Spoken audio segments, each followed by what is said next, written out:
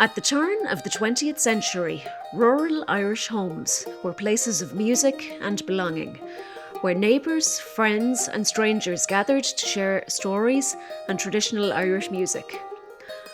One of those homes was in County Leitrim, the family home of Edward and Bridget Sweeney and their 16 children, and later passed to their son Willie, his wife Katie and their 9 children. It was where music and farming sat side by side. Today, Breach and brothers Porrick, Noel and Sean are sharing memories of life in the house and on the farm. This was our kitchen, and there was another room down there at the bottom, which was our washroom, where we always washed our faces and hands and put the Wellingtons and all that kind of stuff. And behind us here was the fire. In that corner, there was a full-length corner press, and to the side in the other corner was a small little corner press where Daddy used to keep his wallet. All the cooking was done on the open fire. The bacon, the roasting, everything was done.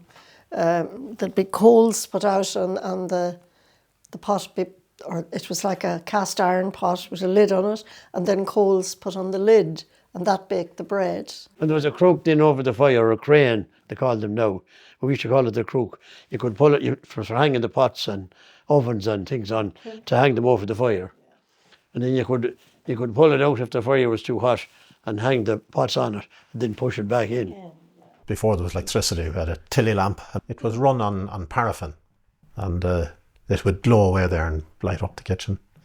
And after an hour, maybe the light would start fading. You would get up and give it a few more pumps to keep it going. We had loads of Caliers coming every night as well. The neighbours would drop in. There could be 3 or 4, maybe 5 neighbours at one time, and they would all be sitting around. And it still felt it was a big room to me anyway. Electricity arrived in rural Ireland gradually, but for the Sweeneys later than most. It was 62, and they were all the electric men were all around the country putting up the poles, and it was a real buzz of excitement. That was the big exciting part of our lives. Eldest brother Eddie wired the home. I remember being sitting on a step there on the stairs. I would have been about 3 or 4 years of age, and watching Eddie pulling down. Eddie did all the wiring. I don't know where he learned. Taking down the ceiling boards and putting in the wires, so the lights. It was a game changer. It was the game changer, I would say, because they were able to get electric radio then and stuff like that. You didn't have batteries. Eddie was older than me when we were only, I'd say we were only 6 or 7. We got two tin whistles, say from Santi at Christmas time, and we were blown into them. But he took one up one night and he played a bit of a march. Wrap the Green Flag was the name of it. And myself and Eddie then, there was a competition to see which of us could learn it, and I would learn the first. And then we learned that, and we progressed on to a bit of a jig, and I can remember all the little bits we learned in the very first tunes. But it was him, he was responsible for getting us playing. As we got older then, we progressed to, we got them band fifes of some of the neighbours, and we learned how to play the concert flute from that, you know. It's a natural progression. But for the women in the family, music came with restrictions. Well, Daddy wouldn't have coped very well with equal rights. He didn't think girls should play the tin whistle. We wanted to at the time, but he said, no, girls don't play the tin whistle, it's not ladylike. So that was the beginning of the discrimination. You could sing and you could dance and that kind of thing, but we used to play Go Home and Wash Your Father's Shirt. Do you remember that? Up and down on it. Away from home, music was a way to make some extra money. Then we had a cousin in Clown, Patsy Doherty was the name. He had a Cayley band, and as we grew up to 14 or 15, he brought us into the band. He used to bring us on it was him who introduced us to the doing gigs out on the road and all that. Yeah, and he was good to us, and we always had a few pound in our pocket. He put money our way and all that, you know.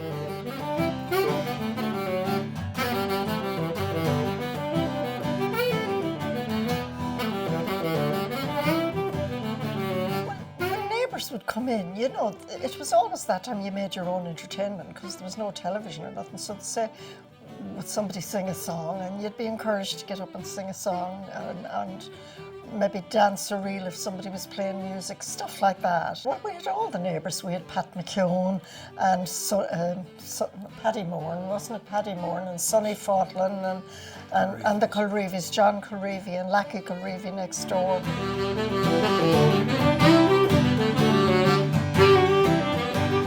And then we had musicians like Jim Rall, who used to play the fiddle. He was a really good fiddler. And Amy Cannon on the banjo. And then we had, when my Uncle Jim would come home from England, he used to come and play the fiddle and the house would be full of music. The family have this precious recording of Jim Sweeney.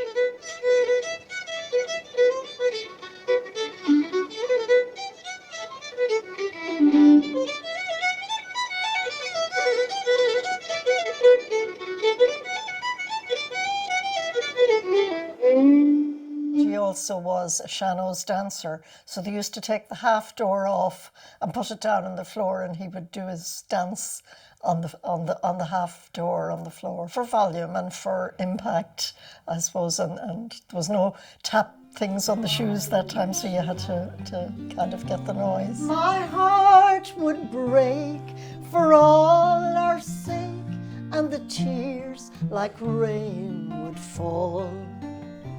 Oh, why did he part and break the heart of the girl from Donegal? Music was the foundation on which friendships were built in this home. Paddy Kelly used to call nearly every Saturday morning. He used to be sent to the bank in Drumnamore. They had a shop, and he had something. He had to lodge money or something. He was only the same age as us, but every Saturday he'd come into our house on the way back. And the accordion would come out, my father's accordion, he played it, and myself and Eddie would be playing flutes and whistles. And we'd sit maybe for 2 hours, and the neighbours, but especially one tall fella, Pat McKeown, he'd say, them bucks should be out doing something, doing a bit of work instead of useful, playing. yeah. Doing something useful. They're wasting their time in there playing flutes, he used to say.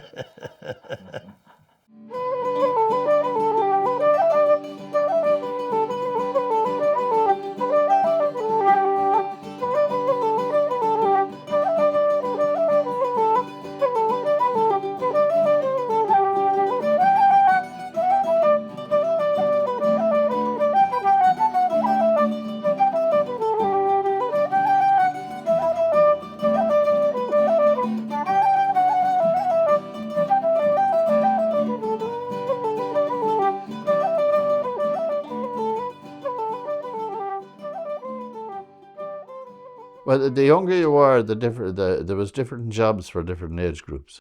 You know, when you got to about 7, you were taught how to milk. So when you were below 7, when I was say 5 or 6, my job was to bring in the turf in the evenings, because the older ones would be milking cows or in the bog or doing different things. And as you got older, then the younger one would take over your job and you'd move on to If you go to the well, then the next job. the well or Yeah, when you got bigger, you had to go to the well. work at the hay or fodder cattle or whatever you had to do, you know. Even when the turf and the hay was all done and you think the main work was done, he had a constant list of jobs to follow up, like cleaning grapes and clipping quicks and cutting scallops for. When we'd be at the hay in the summertime, and if it came a shower of rain, he'd say, oh, he's may go to the bog. You couldn't continue working at the hay when it got wet. So you didn't get home to do nothing, you were sent to the bog to put up turf. And the girls didn't get off light either, because we had our own duties. Mary always had a flock of chickens to look after, and I had a flock of turkeys. And there was a bit of competition between us, because we used to scrub the feeding board and try and have them nice, but when it came to bedtime, the turkeys were easy to catch and put in. But Mary could be running around for an hour after chickens trying to catch them to put them in for the night. And then we used to be told when the turkeys were sold and the chickens were sold that we'd get some money. I don't remember us ever getting anything, but we probably did.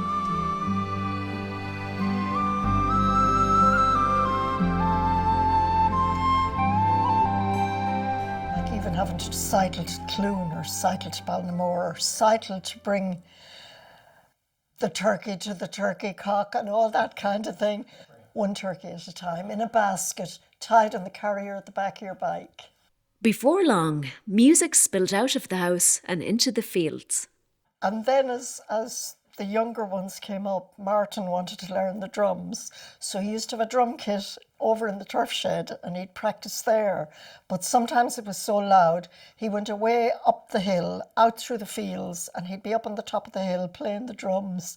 And the neighbours complained that he had all the cows in the country gone mad.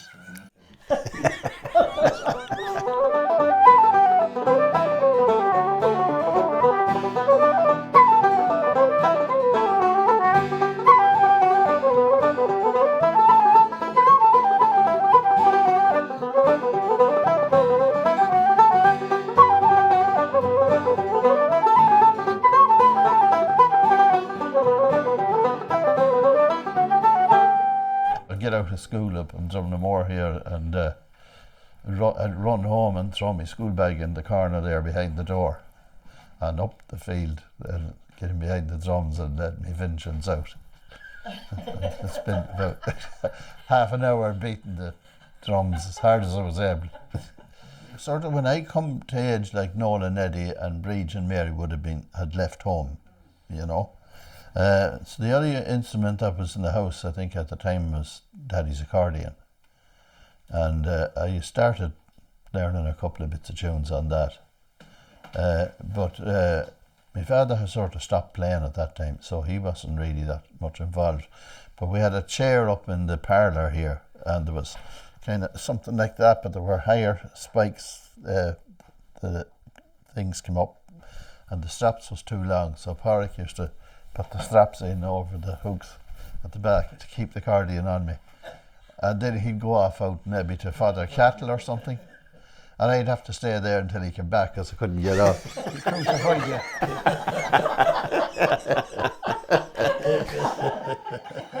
And he wouldn't be in a hurry back either, I'd say. By the early 1960s, traditional Irish music was falling out of fashion as rock and roll and country took over. But there was a kind of a turning point at that stage where Irish traditional music wasn't cool anymore, and very few people wanted to listen to it, and the more modern music was coming in, the show bands and all that. So we started drifting more towards modern music, and Porrick arrived with a guitar. I think he bought a guitar of Harry McGahey, and so I started. He used to be teaching me a few chords that he knew, and my sister Mary's husband Tommy Donnelly, he used to teach me. He was into the Beatles, and he used to be teaching me all the Beatles songs, and so of course my father wasn't that impressed with the fact that we were all gone off playing this modern music, you know. It wasn't until for years later that Irish music started to come back, you know. Well, yeah, it was unfriendly then in the early 60s, with Longford where I now live. When I went there first, you'd be frowned on if you were seen with a fiddle or an accordion, because rock and roll was big at the time, and country and western was coming in. And you were seen as a prude if you were seen playing Irish music. But thankfully the wheel has gone full circle. All the youngsters are at now. With show bands packing out dance halls across the UK and Ireland, the pull of life on the road proved irresistible.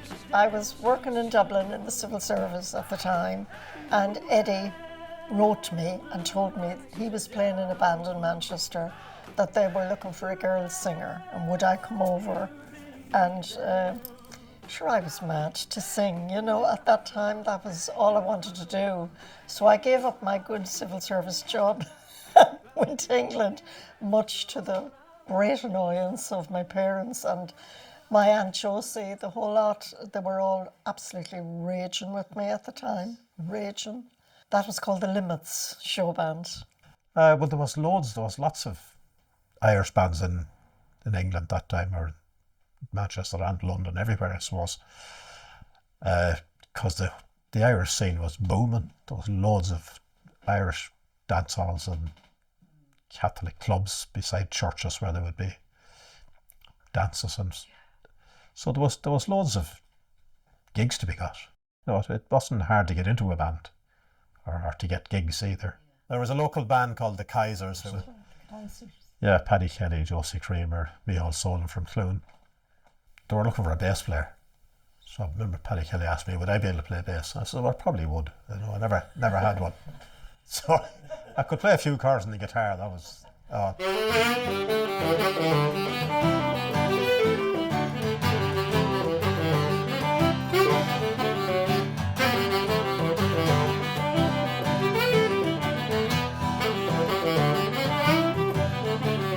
As show bands surged in popularity, traditional Irish music quietly endured. Sligo had a tendency to play real fast, and Leitrim played fast as well. They'd go to East Galway and Clare, it was very laid back but lovely music. Every part of the country the music was different rhythms and different styles, yeah. Well, from listening to CDs in and radios and all that, it might have, you got a bit of everything later on. But in the early days we played the Leitrim Sligo style. And Uncle Jim played the Lord MacDonald's, and the Humours of Ballyconnell was my father's. Them two tunes they were burned out in this kitchen, I'd say. They stood the test of time.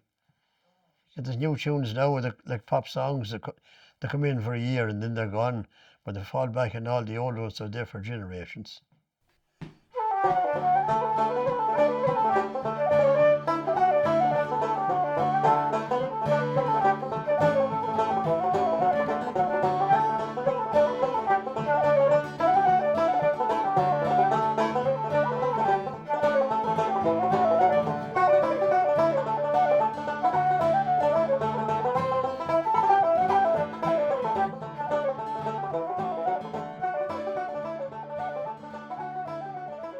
Before going on to win an All-Ireland title on the concert flute in 1982, Noel remembers competing against Matt Malloy in Mohill long before his rise to fame with the Chieftains.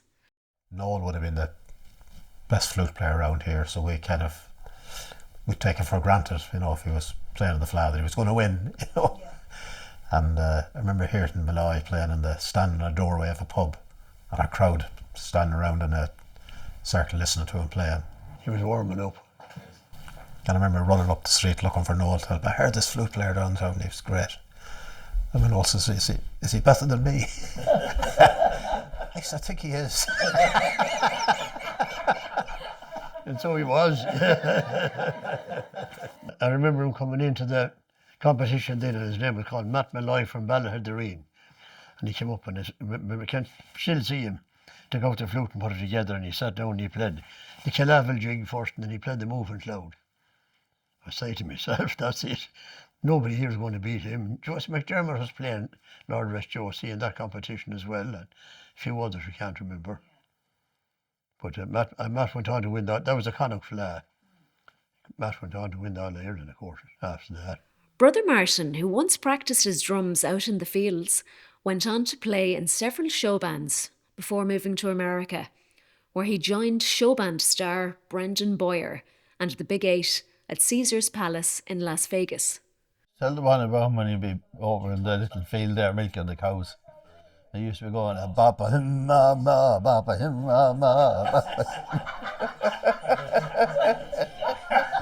Yeah, I remember the day the letter arrived and he met the postman outside, and he felt he was lucky that he was the one that met the postman and that it wasn't some of our parents. That was the letter to tell him he'd received a scholarship to go to be a teacher. And he wanted to go and get a job in a band drumming, so as soon as he seen it, he brought it in and threw it in the fire and burned it and said, don't tell anyone about that. Anne was quite a lovely singer actually, but she never pursued that part of her life much, although she was in a few concerts in Drumnamore. And I remember one time, what was the one, Hey Big Spender, she did with her bow of feathers and all that on the stage. But Anne was very talented sort of in literature and writing, and then became a journalist and worked with the Longford Leader and the Longford News, and then progressed on to the Irish press, wasn't it? But going back to Ray, we all fussed over him, so everyone brought him the toys and everything. So he didn't have the wants that we used to have. He always had everything. But then Daddy died when he was very young. And he missed out on certain things because a lot of us were kind of growing up and were going off, and he didn't have the same music opportunities that, say, I had, because I had Pádraig and Martin mostly to learn from, because the older ones were sort of gone. Where Ray didn't have much of that. It was nearly ended up, it was just my mother and Ray living here, you know. I heard someone asking Ray one night, how come he doesn't play any instruments? And he says, because we all left and brought all the instruments with us. That was probably true. There was none left in the house.